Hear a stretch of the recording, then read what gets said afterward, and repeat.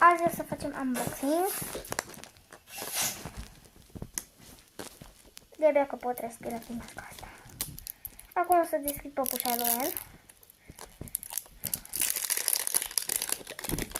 Și mai are un timp de strat.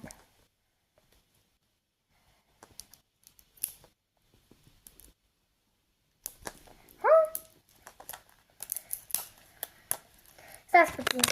După 11 minute de încercări, mi-am dat seama acum. Biluță.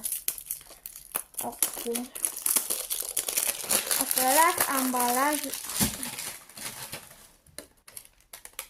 Ok. O să deschidem această bilă. Și avem Baby Loren. Și o de asta.